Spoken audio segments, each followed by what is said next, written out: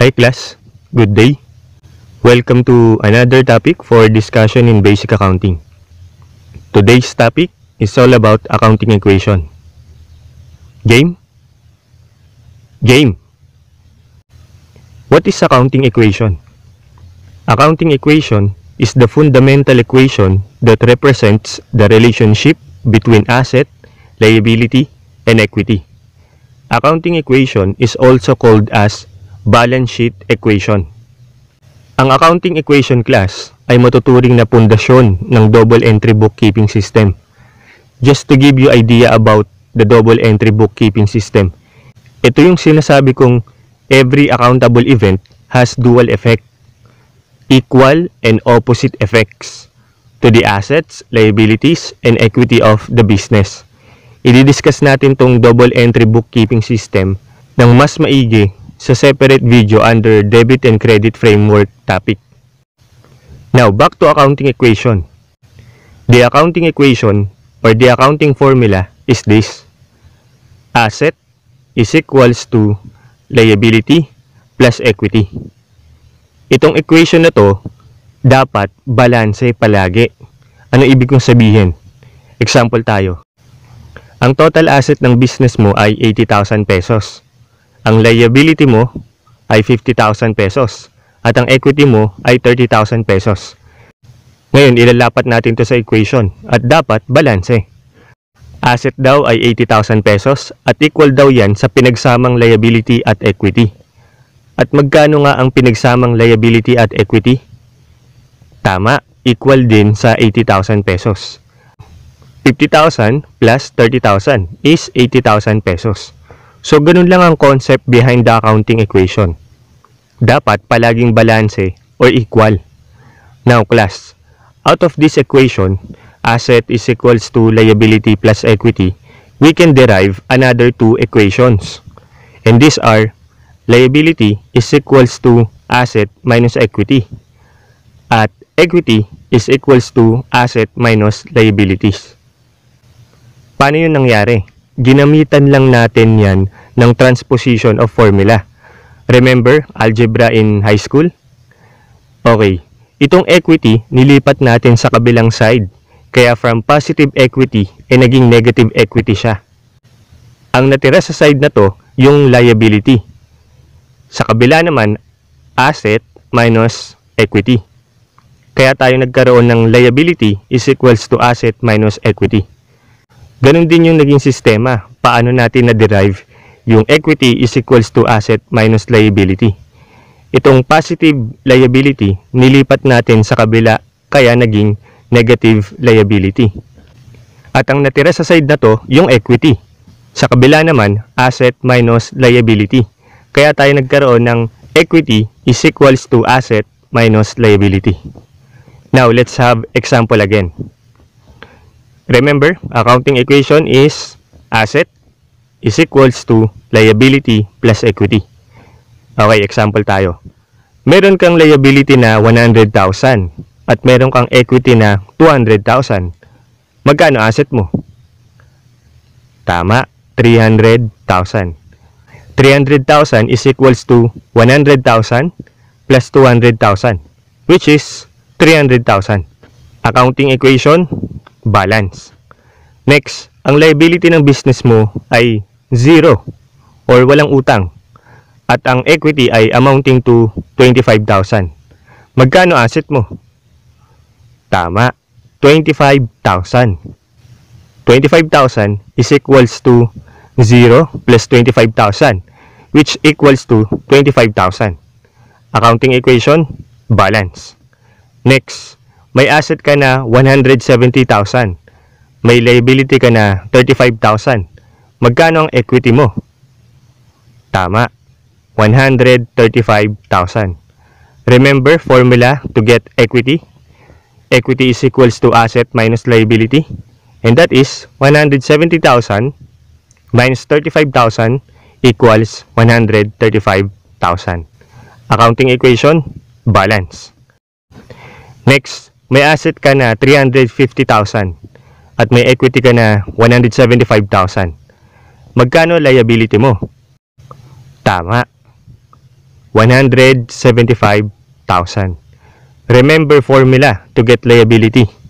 Liability is equals to asset minus equity. And that is 350,000 minus 175,000 equals 175,000. Accounting equation, balance. Last example. Assets mo ay 10,000 at may liability ka na 15,000. Magkano equity mo? Tama. Negative 5,000. Yes, negative 5,000. 10,000 is equals to 15,000 plus negative 5,000, which is 10,000 also. Accounting equation, balance. It is normal, class, to have a negative balance of equity in reality, lalo na kung palaging net loss ang financial performance ng business mo. Ang punto lang dito at pakakatandaan natin na ang accounting equation should always be balanced or should always be equal. Now this time, let's apply accounting equation to business transactions. Okay, class. Ngayon, i-apply natin yung accounting equation sa mga business transaction or mga accountable transaction. Okay? Example tayo. Ngayon, ito daw ay mga transactions na nangyari sa business ni Goku. At ang pangalan ng business niya, Goku Delivery Express. So, isa-isayin natin, no? Then, after nun, ilalapat natin dun sa accounting equation. Okay. Sabi, on January 1, Goku invested 100,000 in his business, Goku Delivery Express. Tama? Ngayon, ilagay natin yan o ilapat natin yan sa accounting equation. Yan. Anong sabi dun sa unang transaction? Si Goku, yung may-ari, nag-invest ng 100,000 pesos sa business niya. So, yung business niya, ito yung mga transaction. May asset, may liabilities, may equity. Okay? Ilagyan na rin natin ng mga tawag nito, mga asset accounts, no? And liability accounts. And of course, yung capital account. So, yung first transaction kanina, sabi nag-invest daw ng 100,000 si Goku sa business niya. So, malamang, dito sa mga asset na to, ang tataas ay yung cash. Tama? So, lagyan natin 100,000 cash. Nag-increase. Okay? Bakit siya nag-increase? Kasi si Goku, yung may-ari, nag-invest. So, itong capital na to, tataas din. 100,000. Yan. Nature ng transaction, initial investment by the owner. Okay? Now, balanse pa rin ba yung accounting equation natin? Tignan natin sa baba. Kung makikita nyo sa baba, yan. Total assets, 100,000. Wala namang ibang amount dito sa baba. Liability, wala. 0. Equity, 100,000. So, asset is 100,000 as of the moment and equity is 100,000 as of the moment and liability is 0. Accounting equation natin, balance. Okay, let's proceed in the next transaction. Okay. So, tapos na to. Next transaction, January 2. Anong sabi niya? Both tables and chairs, lateral cabinets for 10,000 and paid in cash. Okay? Bumili daw ng lamesa, upuan, tsaka mga cabinets, no? Worth 10,000. Binayaran ng cash. Tama? So, paano natin ilalagay yun sa accounting equation natin? Ano daw ang binili? Mga upuan, mga lamesa. At sa mga account title natin na nandito sa asset, no? Anong appropriate accounting dapat natin gamitin? Tama, furnitures. Nung bumili ka ng mga upuan, lamesa, tsaka cabinet, lateral cabinet, nadagdagan yung asset mo in the name of furnitures. So, dito siya mas proper. Ito yung proper account title na gagamitin. So, that is 10,000. Madadagdagan yung furnitures mo ng 10,000 pesos. Tama? Ngayon, nung bumili tayo ng furnitures, yung mga upuan tsaka lamesa kanina, inutang ba natin o binayaran natin? Binayaran natin. Sabi nga, both tables, chairs, and lateral cabinets for 10,000 and paid in cash. So, binayaran natin ng cash. No? So, kung binayaran natin ng cash, dapat mababawasan to. Tama? Mababawasan to ng 10,000. Yan. So, meron tayong, as of the moment, January 2, cash na magkano? 90,000. Furnitures na magkano? 10,000. And 90,000 plus 10,000, total assets will be 100,000. Tama? Liability, 0 pa rin. Equity, 100,000. So, sa side na to, no? Sa side na to, 100,000 ang total pa rin. Sa side na to, 100,000 din ang total. So, balance pa rin ang accounting equation. Okay? Next. January 4. Both computer and printers for 30,000 on account from office warehouse. Itong phrase na to, no, on account, ibig sabihin lang yan, hindi binayaran ng cash. Okay? Or pwede rin sabihin sa transaction, on credit. Pwede rin ganun. Ibig sabihin, hindi binayaran ng cash. So, bumili tayo ng computer and printers sa halagang 30,000 pero hindi natin binayaran. Kung hindi natin binayaran, ibig sabihin, utang natin. Kanino? Kay office warehouse.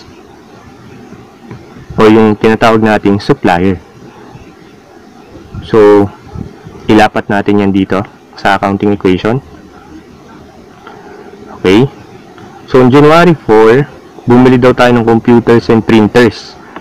Sa account titles natin dito sa assets, ano yung mas proper na account yung gagamitin?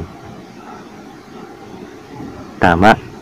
Under office equipment. At magkano daw yun? 30,000. So, tataas yan. Tama? Okay. Sa kabilang dako, kasi nga, sabi natin, every transaction has a dual effect. Sa kabilang dako, ano nangyari? Nung binili kasi natin to, hindi natin binayaran ng cash. Bagkus, inutang natin. So, tataas ang utang natin. Accounts payable ba o loans payable? Since supplier natin si office warehouse, ang proper account title na gagamitin natin ay accounts payable. Okay? So, it will be increased by 30,000 also. 30,000 pesos. Ngayon, balanse pa rin ba ang accounting equation? Okay. Balanse pa rin ba? Itong sa side ng asset, magkano yan? 130,000. Ito. Tama? Ayan, 100 to. 130,000. Tama? Tapos sa liability, meron kang 30,000 as of the moment, January 4. At meron kang equity na 100,000. 30,000 plus 100,000 equals 130,000. Asset mo 130,000. Liabilities and equity mo, ang total 130,000. Balance pa rin. Okay? Next. So, okay na to. On January 5, sabi, the business borrowed from Banco de Oro 50,000 pesos for business use. Okay. Nangutang yung business si Goku Delivery Express ng 50,000 sa bangko para para sa business use, of course. So, kung nangutang, tataas ang cash. Kasi nga, umutang ka ng cash, tataas to. So, magkano yun? 50,000. Okay? Pero dahil umutang ka, kahit tumaas yung asset mo na cash, tataas din ang utang mo. And ano ang proper account title na gagamitin? Tama, loans payable. Kasi nangutang ka nga sa bangko. So, the proper account is loans payable. Ang accounts payable kasi ginagamit yan for our liability to suppliers. Si Banco de Oro, di naman natin supplier no? Siya ay isang lender. Okay? So, dyan natin siya dapat ilagay. Okay. Magkano na as of the moment ang total asset? Meron kang, pag tinotal natin lahat yan, meron kang 180,000. 180,000. Tama? Ito. So, meron kang total liability as of the moment 80,000. Ito. 80,000. And equity na 100,000. So, 80 plus 100, 180,000. Total asset mo, 180,000. Balanse pa rin ang accounting equation. Next. Actually, class, madagdag ko lang, no? Kahit hindi mo siya i-total as of the moment yung transaction, basta every transaction na na nilalapat mo dun sa accounting equation ay dapat equal pa rin. Tingnan mo, for January 5 transaction, total asset mo for that transaction is 50,000. Tama? Sa liabilities mo, for that specific transaction, 50,000. Tama? Sa equity, walang transaction na naka-apekto dito. So, 0 yan. Dito sa liabilities, total yan, 50. Tama? Tapos, ang total effect sa asset, 50. Balanse pa rin. 50 sa assets, 50 sa liabilities, and 0 sa equity. So, balanse pa rin. As long as every transaction na nilalapat mo sa accounting equation ay balanse, sigurado yung total mo palaging magbabalanse yan. So, ang pinaka talaga dito, ang pinaka concern dapat yung paglapat mo ng every transaction ay balanse. Okay? So, let's continue. So, tapos na itong January 5. Next. Itong January 7. Anong sabi niya? Bumili ng office supplies from National Bookstore for cash. So, binayaran yan ng cash. Magkano? 5,000. Bumili ng office supplies, binayaran ng cash, 5,000. Okay. Kung bumili tayo ng supplies, madadagdagan yung supplies natin. Tama? Tataas yung supplies natin. So, office supplies will be increased by 5,000 pesos. Tama? Binayaran natin. Tama? Kung binayaran natin, mababawasan yung cash amounting to 5,000 pesos also. Okay.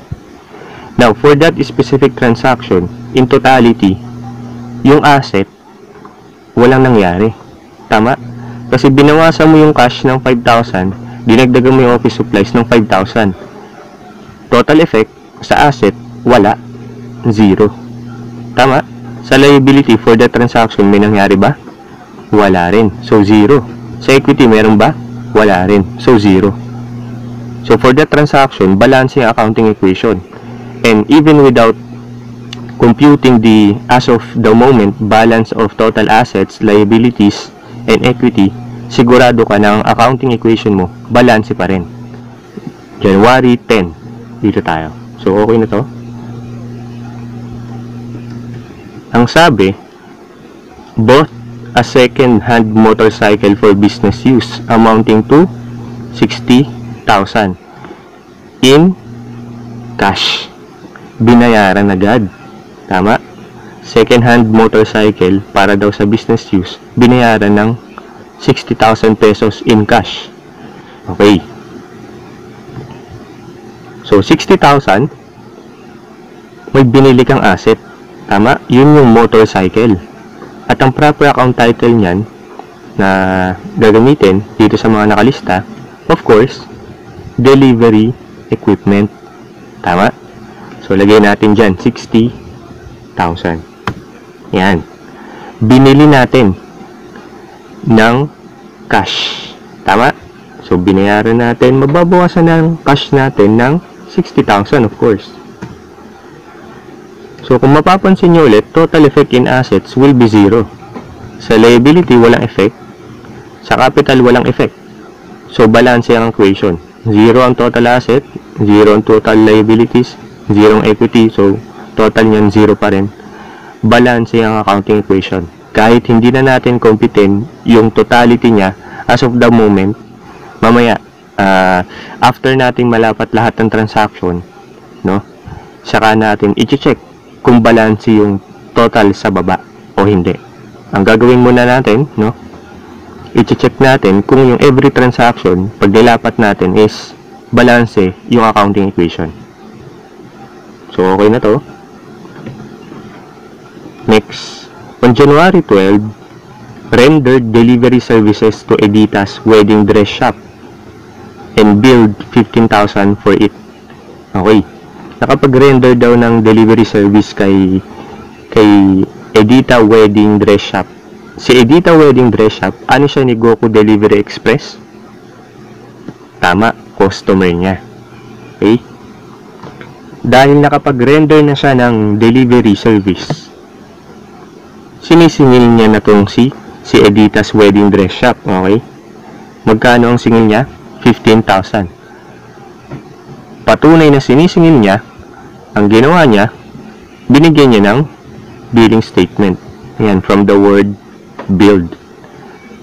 So, tanong, yung Goku Delivery Express ba may revenue na for this transaction?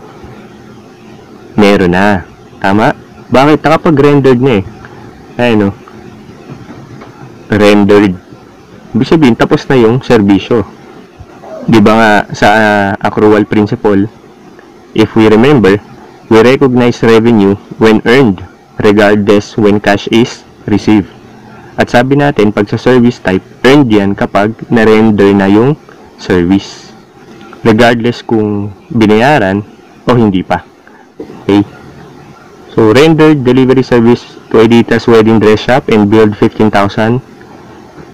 So, meron ka ng revenue, pero wala ka pa nakuha ang pera out of that. So, malamang magiging utang ni Edita yon at sa side mo magiging receivable mo. So, dito lalabas meron kang accounts receivable na 15,000. Tama? At meron ka ng revenue 15,000. Take note, ang revenue ay nagpapataas sa equity natin. So, positive yan. Nature ng transaction natin for that service revenue. So, balance ang accounting equation natin. Kung papansin nyo, total asset for the transaction 15,000, liability 0, equity 15,000. So, balance pa rin. Next, January 15. Okay. On January 15, anong sabi? Ang sabi niya, on January 15, paid salaries of employees. Of course, sasahuran mo yung mga empleyado mo. At magkano ang binayad? 9,000. Binayaran.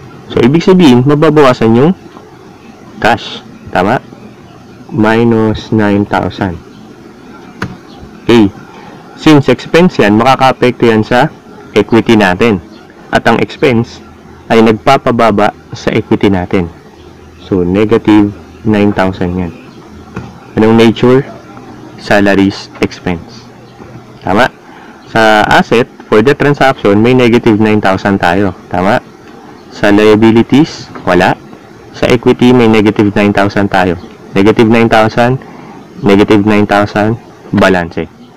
Okay? January 17. So, okay na to. Next. Goku made additional investment of 20,000 in his business. Okay? Nagkaroon daw ng additional investment si owner sa business. So, tataas ang asset. Tama? Anong klaseng asset? Siyempre yung cash. At dahil nagkaroon ng additional investment, tataas din yung equity natin. Additional investment is one of the items that increases the equity. Bukod sa revenue, of course. So, this is additional 20,000, positive yan. Nature of transaction, additional investment by the owner. So, again, total asset, 20,000. Liability, wala. Equity, 20,000. So, balance pa rin ang equation. Next. On January 20, the business made a 50% partial payment to Office Warehouse. Okay. Sino nga ulit sa Office Warehouse? Tama. Supplier natin. Siya yung pinagbilhan natin kanina ng computer and printers. Tama. Anong transaction yung related dito? January 4. Ito. Yan. Tama. Inutang kasi natin yan nung bumili tayo ng computers and printers. And this time, January 20, sabi daw, babayaran na natin siya ng 50% dun sa utang natin. Okay? So, ilapat natin ngayon sa accounting equation. So, kung 50% babayaran natin yung utang, ang utang natin, 30,000, babawasan natin yan ng kalahati kasi babayaran natin eh. And that will be 15,000. Tama? Since binayaran natin yan, mababawasan yung cash amounting to 15,000. Tama? Okay. So, balance pa rin ang natin, accounting equation natin for the transaction. Negative 15,000 yung asset. Sa liability, may negative 15,000 ka. Tapos sa equity, wala. So, total, negative 15 equals negative 15. Balance pa rin. Next. Okay na yan. January 22. Ano sabi? Receive cash. So, malamang tataas yung cash natin yan. Naka-receive tayo ng cash eh. From various clients for delivery services rendered. Okay. Yung nakapag-render tayo ng service, binayaran agad tayo ng mga customer natin. Tama? Amounting to 38,000.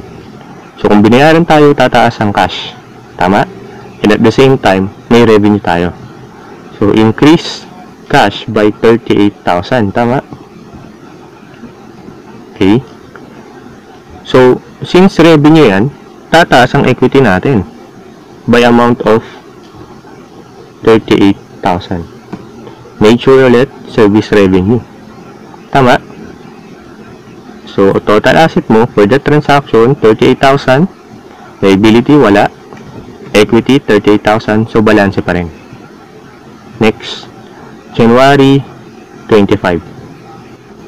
Goku withdrew cash of 3,000 pesos for personal use. Okay? Yung may-ari daw, nag-withdraw ng cash sa business niya for personal use. So, ibig sabihin, nabawasan yung cash ni business amounting to 3,000. Bakit nabawasan? Kasi yung may-ari, kumbaga, kinuha niya part of investment niya before amounting to 3,000. Parang may binawi siya na amounting to 3,000 for his personal use. Yung isa sa nagpapababa sa equity, as per discussion natin per last video, yun yung withdrawal other than expenses. So, minus 3,000 tayo dito sa equity. Tama? So, anong nature? Withdrawals by the owner. Okay? So, total assets for the transaction, negative 3,000. Tama? Liabilities, wala. Equity, negative 3,000. Accounting equation natin, balance pa rin. January 27. Okay. Sabi, Edita's wedding dress shop paid 50% of its account. Okay, sino ba ulit si Edita's wedding dress shop? Ito yung customer niya. Tama? Customer niya to. Itong January 27 transaction, related yan sa anong transaction before? Related yan nung January 12. Okay? Yun yung nag-render tayo at nagbigay tayo ng billing statement kay Edita wedding dress shop. Tama? So this time, January 27, nagbayad daw siya ng 50% nung pagkakautang niya sa atin. So 50% of that, nasa na ba yun? Ito, tama? 15,000 yung receivable natin sa kanya. 50% niyan, binayaran niya sa atin.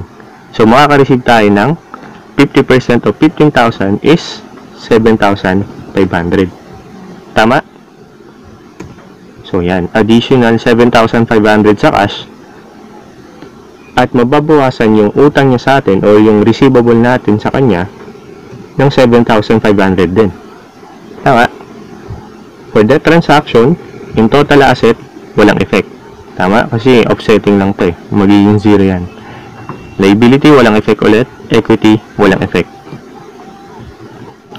Okay? So, next transaction natin, January 28. So, okay na to. So, no January 28, anong sabi?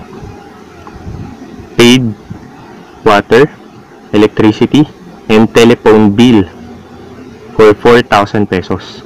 So, binayaran. Ito yung nakonsumo na natin sa tubig, sa kuryente, tsaka sa telepono. No? For the month of January. Tapos, binayaran natin. So, okay, malinaw yan. Binayaran natin ng 4,000 pesos. So, mababawasan ng cash. At since, yung mga yun ay expense, tama? Mababawasan ng equity natin. So, minus 4,000. Tama? Anong nature? Utilities expense. Lahat kasi yun, properly account na ginagamit natin for water, electricity, tsaka mga telephone bills ay utilities expense. So, total asset, okay, negative 4,000, tama. Liability, walang effect. Sa equity, may negative 4,000. So, accounting equation, balance pa rin. So, next transaction natin, January 29. Anong sabi? Binayaran daw yung renta for that month amounting to 7,000. So, may expense ulit tayo. Okay? Tapos, binayaran natin ng cash. So, mababawasan ng cash definitely. So, dito tayo sa accounting equation. Mababawasan ng 7,000 yung cash. And of course, kaya nabawasan yan dahil may expense tayo. Rent expense. Tama? 7,000. So, that's the nature. Rent expense. Okay, asset natin, negative 7,000. Liabilities, wala. Equity natin, negative 7,000. Accounting equation, balance pa rin. So, next, dun tayo sa January 30 transaction. Okay, ano sabi? Paid salaries of employees, 9,000. So, parang ginawa natin nung A15. Nagbayad din tayo ng 9,000. So, this time, katapusan na, magbabayad ulit tayo. So, minus 9,000. 1, 2, 3. And dahil expense yan, mababawasan ng equity natin. Magkano? 9,000. Nature, of course, salaries expense. So, again, assets natin, negative 9,000. Liability, 0. Equity, negative 9,000. So, balance pa rin. And last transaction for the month of January is sabi, 3,500 office supplies were used up. So, nagamit daw natin yung 3,500 na office supplies. So, kung nagamit na natin or nakonsumo na natin, expense na natin yan. Tama? Expense na natin yung 3,500. So, paano natin ilalagay yun sa accounting equation? Okay. Ano ba yung ginamit natin? Tama, office supplies. So, itong office supplies na dati, 5,000, tama? At ang nagamit na down natin is 3,500. So, dapat bawasan natin to ng 3,500 para lalabas kung magkano na lang talaga yung supplies na hindi pa nagagamit. So, minus 3,500. Tama? And since expense to, dahil nakonsumo na natin yung 3,500, mababawasan yung equity natin in the amount of 3,500. Nature na expense, supplies expense. Okay? So, total asset natin, negative 3,500. Liability, wala namang effect. At ang equity, may negative 3,500. So, tapos na yung mga transaction class na ilapat na natin sa accounting equation. This time, as of the moment, ending January 31, no? I-check natin whether yung accounting equation natin balanse pa rin. Okay?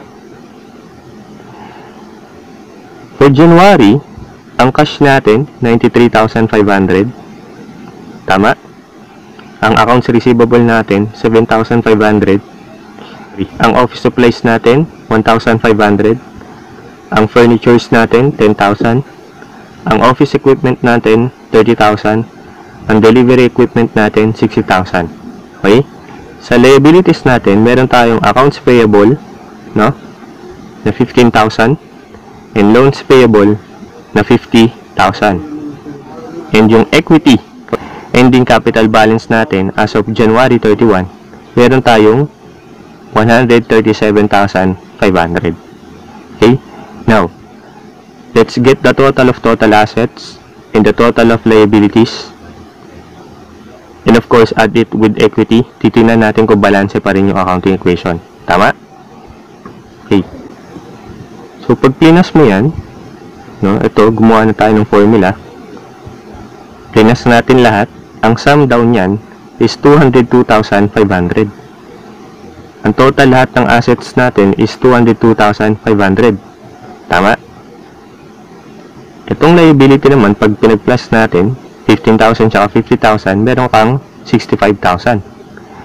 And equity mo, 137,500. Ngayon, pag pinag-plus natin itong dalawa, dapat 202,500. So, total assets natin, meron tayong 202,500. At ang liabilities natin, may 65,000 tayo. And equity natin, may 137,500 tayo. So, pag pinag-plus natin yan, dapat magiging 202,500 din yan. Balance. Total assets natin, 202,500. Total ng liabilities and equity natin, 202,500. So, equal. So, i-refresh lang natin yung discussion natin for today. What is accounting equation? Accounting equation is the fundamental equation that represents the relationship of asset, liability, and equity. It is also called as balance sheet equation. An accounting equation is simply asset is equals to liability plus equity.